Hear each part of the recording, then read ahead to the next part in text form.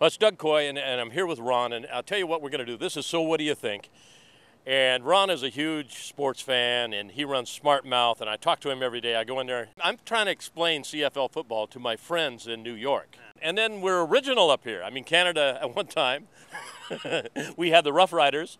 And? The Rough Riders. Yeah, so if you're wondering about that, we had the Ottawa? Ottawa and Saskatchewan. Yeah, so we had two teams with the same name. But if you want to go crazier than that. Yeah. No, but back then you could have done same colors for both teams and just put out jerseys that said Rough Riders and cover half the country. Yeah. Marketing's covered. Your costing. Marketing's no problem. Your costing is way. Hey, but you want to know what's crazy now? We have an owner who owns two competing teams.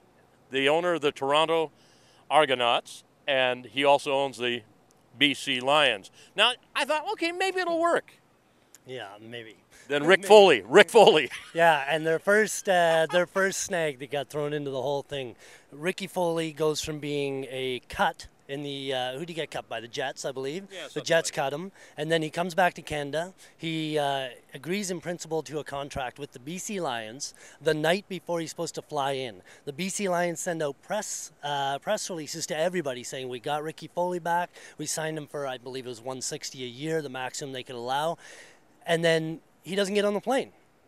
He doesn't get on the plane. By 6 a.m., everybody on the morning shows is trying to call the people from the night shows who are still sleeping and trying to figure out what the heck happened in between the time that they went to bed and got back up again. He changed his mind 4 times. Yeah, but apparently to the same owner.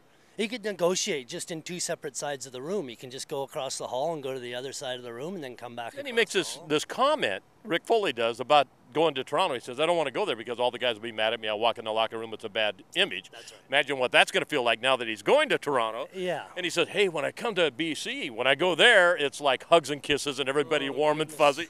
Those days are over, Ricky. You wait 2 years when it's time for him to re-sign. He can pretty much cut one of those teams out of the possibles. Oh, yeah. You're a good football player. But some of you, I mean, as far as what you got going on in your head and your attitude and everything, you probably, if it wasn't for football, you may not get a job at Burger King.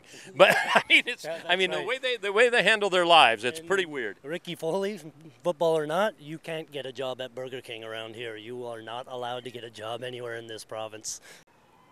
Huh. Must be somebody. You hear the siren in the background?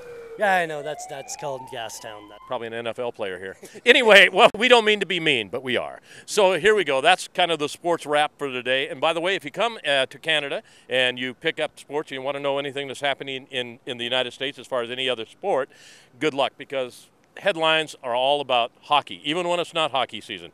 Anyway, for Ron, Doug Coy, hey, so what do you think? I don't know what to think anymore. Yeah, so what do you think?